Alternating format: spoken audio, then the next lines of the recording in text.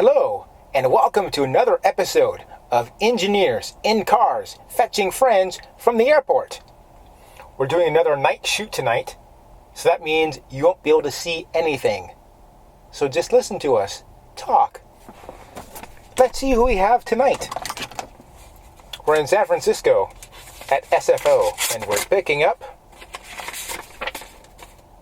Scott Knaster. We've had Scott on the show a few times. This will be his third time. Oh, look, and his lovely wife, Barbara, will be joining him this time. That'll be great. We'll get to meet Scott and Barbara. Wonder where they're coming in from this time.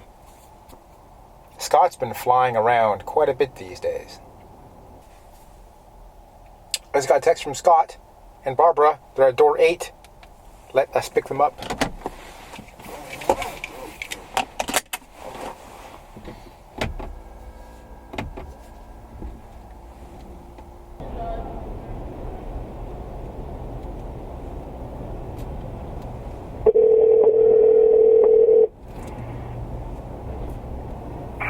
Hello? Hi, I'm underneath sign number 8. I can see you. I'm waving at you. You see me? I see. All right, we see you. Okay. Here we come. Ooh, it's crazy here. It's a real airport. Welcome to America. Thanks. Thank you. Thanks I like for going to the airport and opening my frunk because people are freaked out. They're like, what's that guy doing? Is he having engine problems? That's the front. He's putting a Barbara. suitcase in his frunk? I remember. Did you ever hear of the show Candid Camera? Yes. So I remember a long time ago on Candid Camera, they did a stunt where there was a gas station at the bottom of a hill, and they took a car and took the engine out and put it at the top of the hill and gave it a push. And of course they had a woman driving. And she coasted down the hill and pulled into the gas station and said, "Something's wrong, I can't start my car." And it had no engine. It was pretty funny. Okay. I wonder if you can find that clip on YouTube. So where did you go on your trip?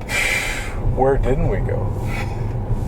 Where didn't you go on your trip? We did go to a lot of places. We went to... So we left and we went to New York for a day and a half. And then we went to France for 10 days. 10 days. Mm-hmm. And then we went to New York for about a day, just to break it up, you know. Then we went to Minneapolis and St. Cloud and saw Jess for 3 days. And now we're here. Oh, do you think there will be a lot of traffic on 101?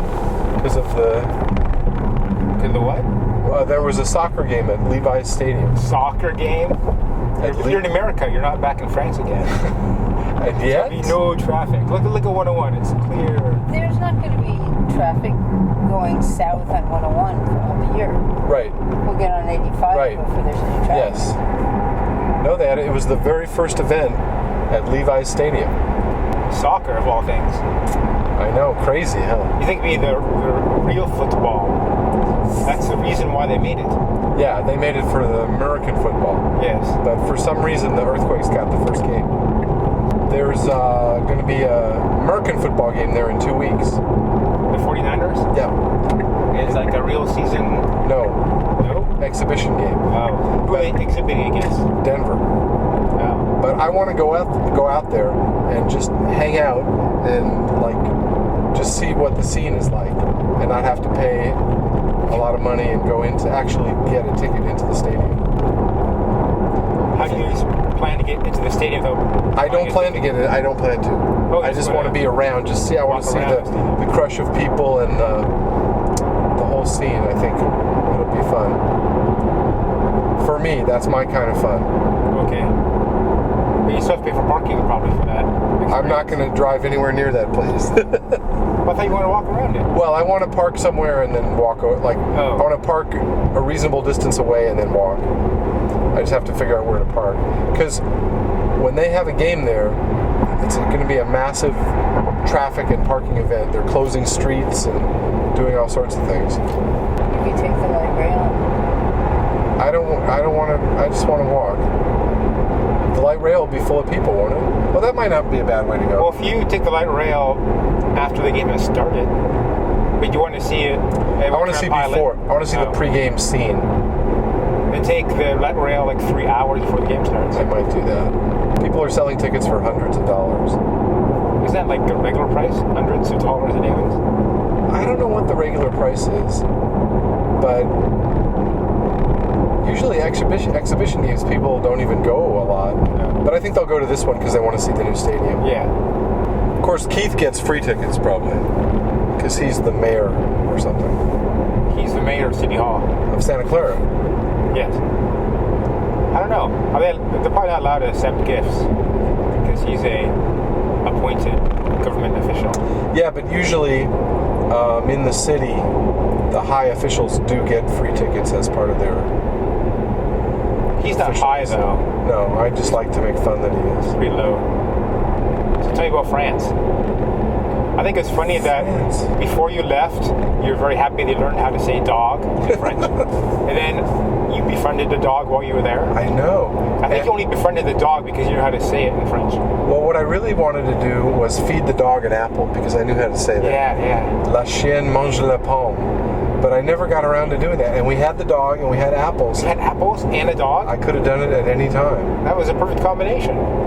Why didn't I do that, Barbara? You were prohibited by the Oh, that's right. keepers of the house. Yeah, Oh. we weren't supposed to feed the dog. Oh, well, that makes sense. But I He could stayed have. around every day anyway. Nobody fed him, and he still stayed around. So you could have fed him. I don't think it would have made a difference. Barbara I got- think that was your only chance in your life to feed a French dog an apple. That's probably true. Barbara's friend was celebrating her birthday, and to celebrate her birthday, she rented the house on Airbnb for the entire month of July and invited her friends to come stay there. Oh. So there was kind of a rotating so cast. You were the friends. Yeah, we were two of the You were friends. rotated in. Yep. Two. Like That's a good deal. it was great. Great deal. I need richer friends to have birthday parties in far off places. I went to your party. We turned 50. We went to the park. It was a park. Yeah. I think we had food. I think it was cold too. It was. Was it rainy? It started raining right at the end. Well, it was in late December. It was the end of the drought. It was the beginning of the drought. The end. It was the pre-beginning to the drought. Like after that rain, we had drought. Really? Maybe. I think it was. Didn't we have like a sun break for 5 minutes? No, it was sunny, and then got overcast, and then just as we started cleaning up, it started to rain. I think it was one of those weird days in California where I was hot and cold at the same time. It was sunny, Yeah, for a while then it was beautiful. but then it had like a cold breeze. I was just happy to be in a place where it didn't snow on my birthday, like it used to when I was growing up. Oh, you even had that problem for For a while, yeah. quite some time. So we stayed at this house 30 minutes outside of Paris, and some days we took the train into Paris and did a lot of touring around. Actually, every day we did that. Or someplace. A couple days we drove. Yeah, one day we drove to Monet's house, Uh-huh. and one day we took the train to Versailles and saw the Palace of Versailles. And A gated community. so we rented a wheelchair, and I think I explored new frontiers in French wheelchair accessibility, like it They weren't built to code back in those days. not built to accessible. code. Yeah, like Versailles has this giant hill, and it's gravel, and the gravel has giant rocks in it sometimes. So we'd be going up or down the hill. Sometimes we hit one rock we called it was the Titanic iceberg, because it was not very wide, and it was kind of angular shaped, and I hit it dead on. And if, Oh, and you just put the wheelchair in too? if it had been the Titanic, we would have sunk. As it was, we just bounced off horizontally. Yeah, I don't think I ever actually knocked you out of the chair. No, you tried. Some of those curb cuts could have done it. Yeah, in Paris they have Did you try to see how fast you could push the wheelchair?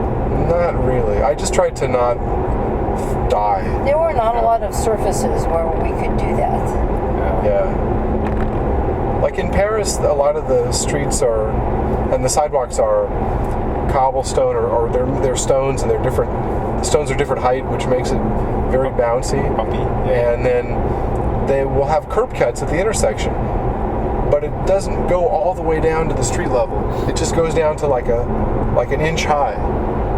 So, which means that to go off or onto the curb, I have to turn the chair around and go backwards where the big wheels are. Because if I try to go just with the little wheels, it won't go. So we'd get to a curb, I'd spin around backwards, go down backwards, spin around, cross the street, forward, spin around, go back up backwards.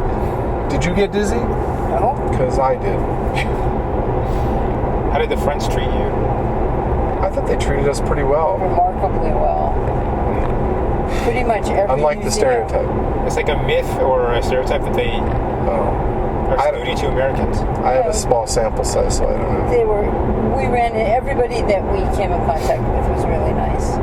Almost. And virtually every museum or attraction lets people in wheelchairs in at no charge.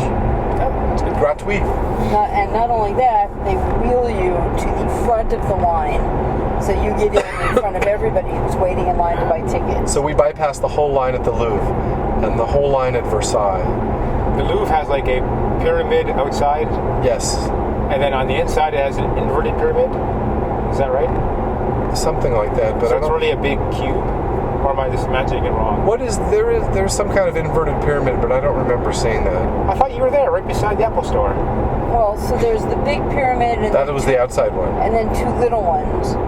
And there is, in a difficult to access room under the main part, the bottom point of a pyramid. Now, I don't know if that really exists or if that was just in Dan Brown's book. Oh, I thought it really exists. I don't know, because I thought the part about Mary being buried there is the fake part. I don't think it's open to the public. Well, Oh, where's really? the part where the Apple Store is? Because the Apple Store must be on the inside, right? Well, the Apple Store is in New York. No, there's an Apple Store in the Louvre, right? Oh, Wrong? no. No? No, you were just making fun. I was making it up because it looked like, just because it. Even before you were there, I thought that was true. We went past an Apple Store in Paris. Yeah, but far from there. Okay. We were also there on the day that the Tour de France ended, which in our case meant that we had to take an Uber way out of the way because a lot of the bridges were closed. They have Ubers in France? Yeah, so Man, they're going worldwide. I had a little bit of advice from a French coworker who said you can rent a wheelchair at a drugstore, and we did that. And he also said if you get stuck for a cab or you don't have cash, take an Uber, and we did that too. The Uber was great. The only problem was the Uber driver was nearby and he kept calling me, and I didn't want to answer the phone because I thought it'd be about $50 for the phone call if I did. Managing your mobile data was a whole thing. Yeah, when I was in Canada, I tried buying a prepaid SIM card, but they didn't make that easy at all.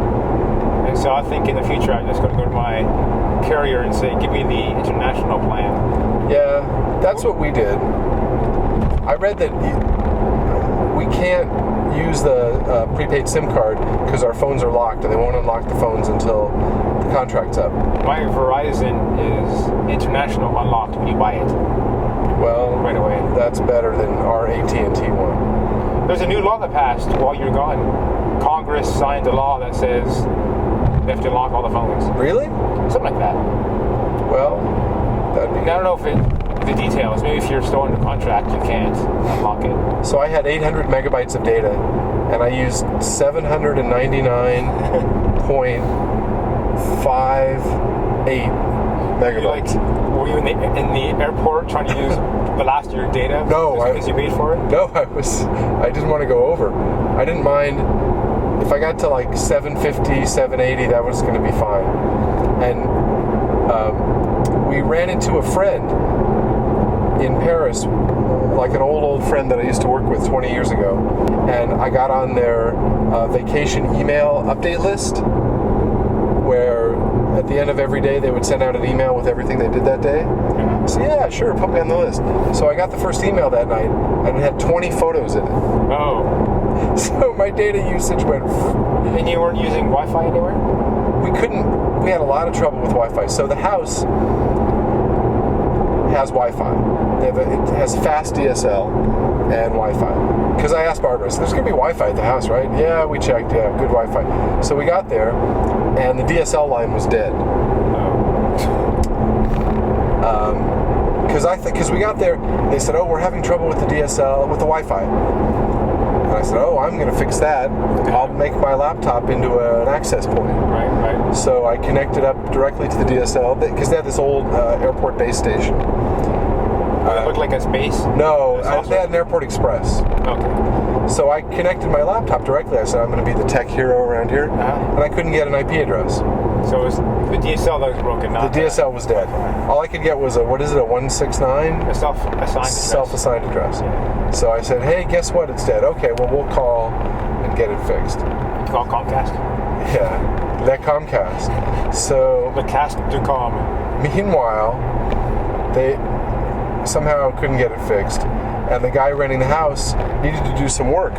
So he was impatient. So he leased or rented a MiFi from Orange, the telephone company, and brought it home and installed it, and it was all working great. And then one of the family groups arrived, and the kid, the teenager, immediately started downloading movies and apparently used up 5 gigabytes of data in one day. So that was the end of the MiFi. Oh, so it's capped at 5? It was capped at 5 gigabytes. Wow. So kids these days. Some of the kids were really jonesing for their connection, and the only way to get Wi-Fi was to go to the town McDonald's, where there was free Wi-Fi. So some people would go to the town McDonald's and get the free Wi-Fi. We never did that. So we just had no Wi-Fi for the whole time until we saw our friends the last day we were in Paris, and we were at Starbucks and got free Wi-Fi there. Did you ever go to any McDonald's? No, never went to McDonald's. You can't confirm the line in that movie? Nope, I don't know or did somebody tell us? Somebody said they were going to order one, but I'm not sure anybody actually did. A Royale, a Mac Royale or something? But they did actually have a little cafe where you could get real coffee and French pastry. And they had a sandwich. Use their Wi-Fi. We saw billboards called the Italian. Is that what it was called? Yeah, it was a breaded chicken sandwich with mozzarella cheese on it. That made it Italian. We didn't go.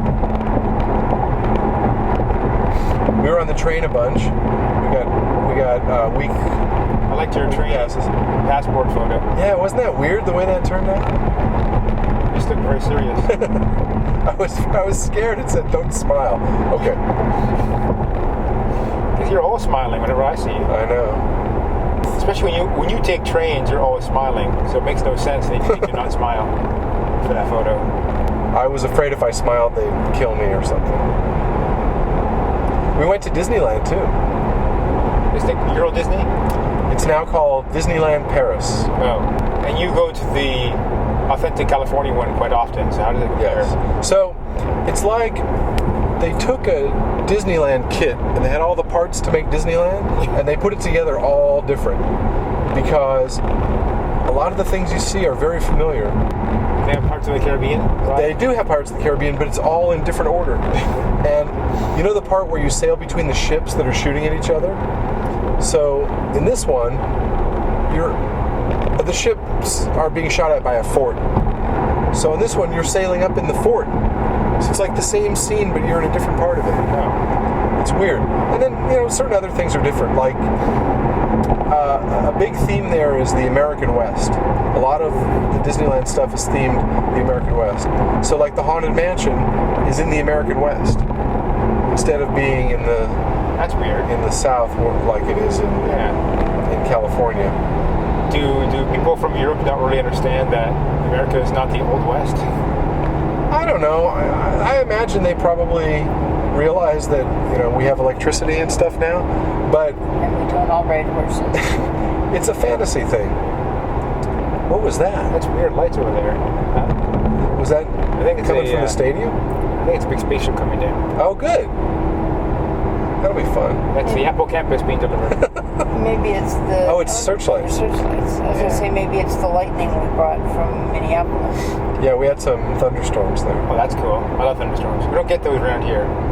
Very rarely. I miss them, so... Every now and then. So I heard that in France, if you try to speak French, you get points for that. Did you try and talk about dogs eating apples a lot? That didn't come up too much, but I did pick up a little bit of French, and I tried to speak.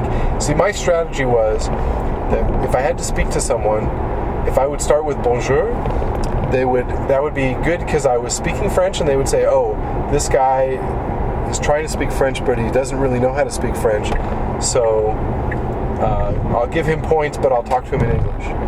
And that turned out not to work really well.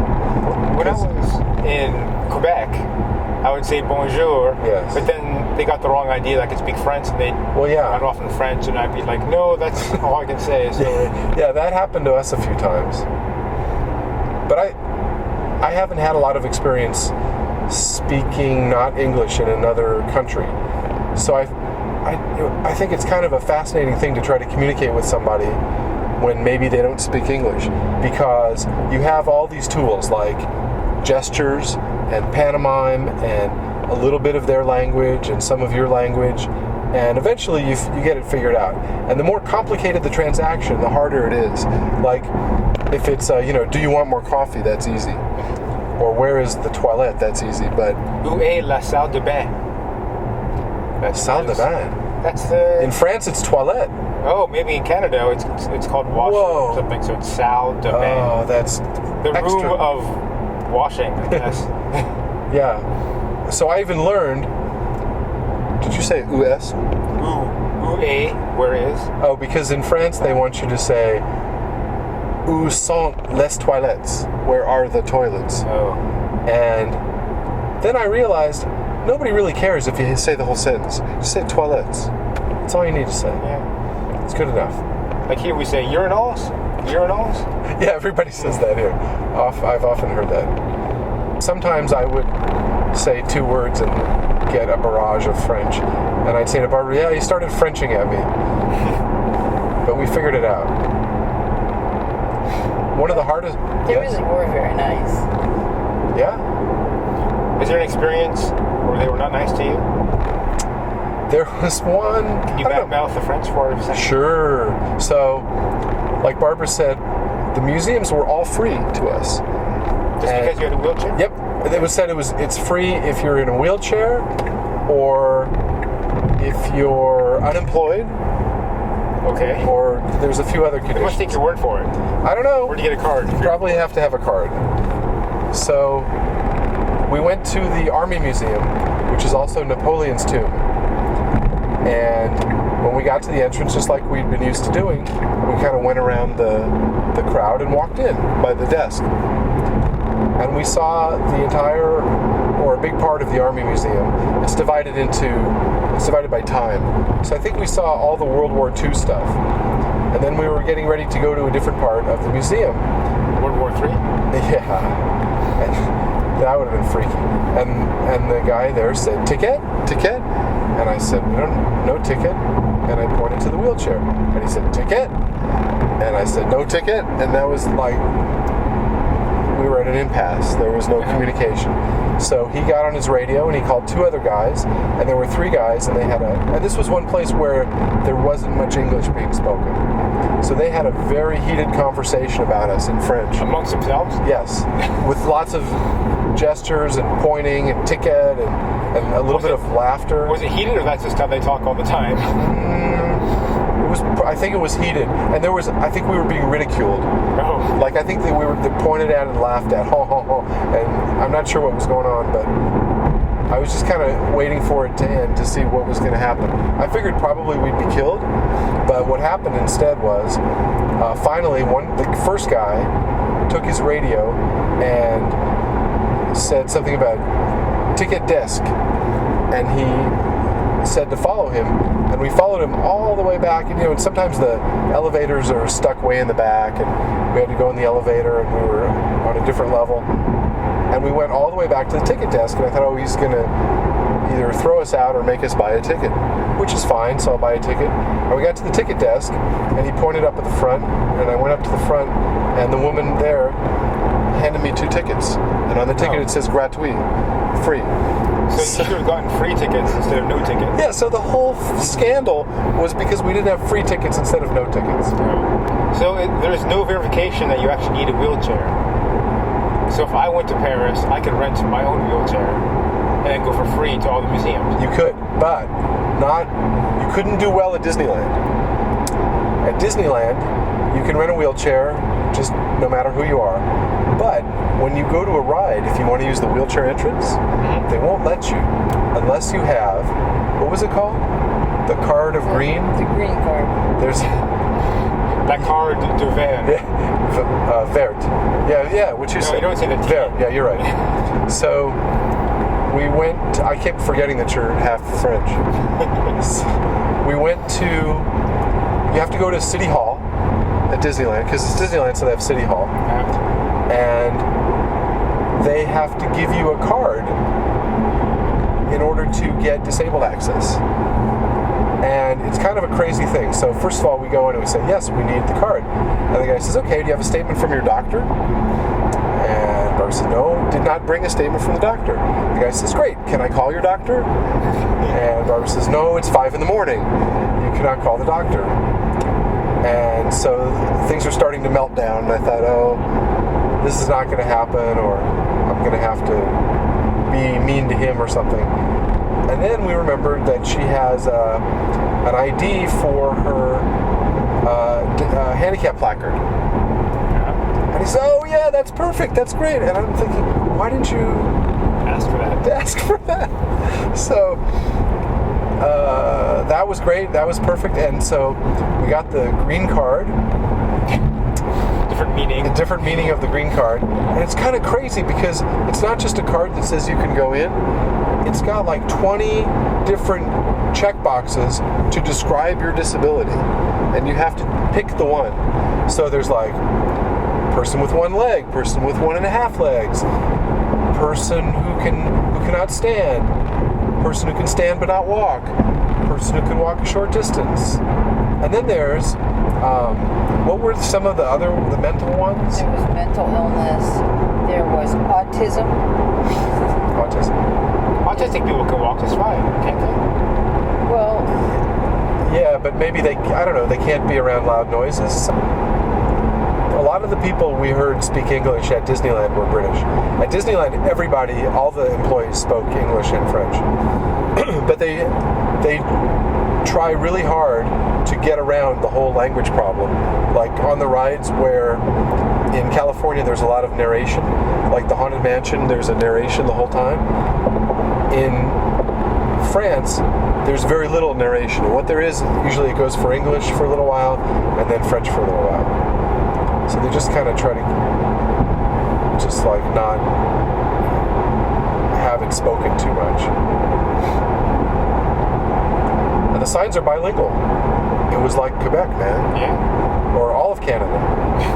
Well, no, actually, most of Canada, like the street signs, aren't bilingual. Like a stop sign when it says stop. Unless you're in Quebec, then it says arrête. But products on the shelves are labeled bilingually. Yeah, on the train it said prochain arrêt. Next stop. And then we got to New York and had a pizza. Actually, Did you eat with fork? we had some pizza. We didn't have, but there was a lot of pizza in Paris. Our friends had pizza in Paris. It was like the Italian style pizza, I imagine, right? No, it Very, was, very thin crust. and weird things on it, like fried eggs. Yeah, I don't like that. No thanks. I had onion soup gratiné twice. I had quiche and steak pavé. Is that what I had? Yes. And so some pretty good. Oh, and a hot dog. Except it's a hot dog. I ordered a hot dog, and the guy had no idea what I was talking about. He gave me. How do you pronounce it? Hot dog. So same letters, Yeah. but different pronunciation. I looked at the menu, I said hot dog, and he scrunched up his face like, what is wrong with you? And then he said, oh, hot dog. And Barbara figured out this brilliant thing, which is, in France, the hot dog is mainly the bread. And then, oh yeah, there's a sausage inside.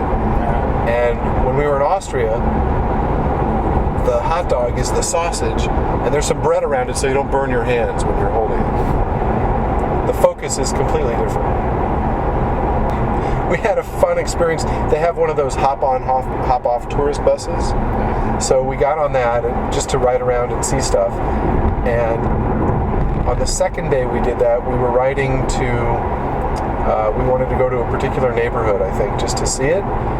And the bus got like 5 stops away from the neighborhood, and the driver stopped the bus, and he got up and he said, "This is the last stop. It's the end of the line. I'm leaving." And I said, "Wait, we wanted to go to the other stop." "No, I told you when you got on that this was as far as I was going." Is that true? No, he didn't tell us anything. In fact, we were still walking toward the back of the bus, and he started driving away when we got on. He almost knocked me over. So that was a little bit crazy. So you have to get off and then wait for the next bus to come by? Exactly. And that was another thing. The next bus was like 2 minutes behind, so it wasn't a huge deal. But he made it this big drama. "I am leaving." Was he quitting his job right there? I don't know what he was doing. It was weird. And we saw the Paris Opera House. But we didn't get to go in. We were too late. It was closed for the day. No opera for you. But we went to the 3 great French museums. The Louvre, the Orsay, and the Pompidou, which has the modern art. The Pompidou was fun because I went to the front door to see if they were still open. And I said to the guard, "Bonjour, hello," which was another strategy I tried to use. As if to say, I'm trying to speak French, but I can't speak French, so please speak to me in English. So I said, "Bonjour, hello." So he looked at me really seriously, like he was going to yell at me, and he said, "Hello, is it me you're looking for?" and the other guard said, "He is a big fan of the Lionel Richie." And he was awesome. fun. Yeah, it was awesome. Another awesome experience was at the Louvre when we went into the Mona Lisa room.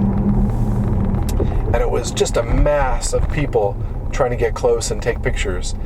And a guard walked up to us and started talking to me in French.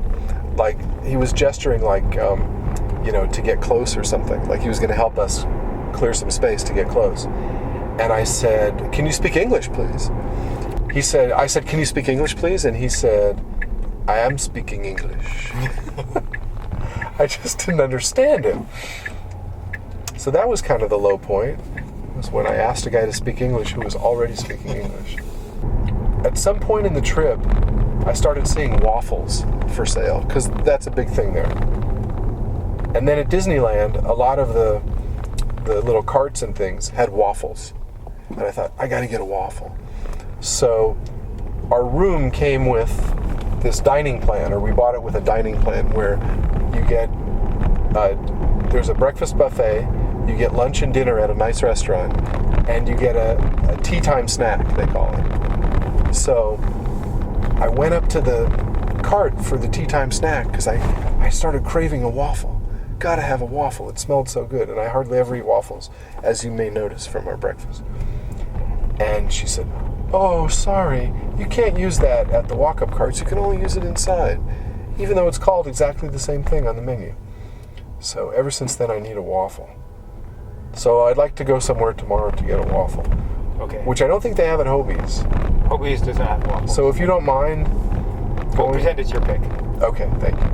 What are you going to pick? I don't know. Now I have to decide. Google Maps was really good in Paris for walking directions. The only thing it didn't say was, this sidewalk is too narrow and bumpy. Too bumpy. These vehicles are still here? Yeah, that's not surprising. Every episode we got to talk about how these vehicles are. Why are they still here? You should really do something about them. We really should. Oh, look, the cat is now in front of my car. It's gotten bold because the car hasn't moved for 2 weeks. There's a cat.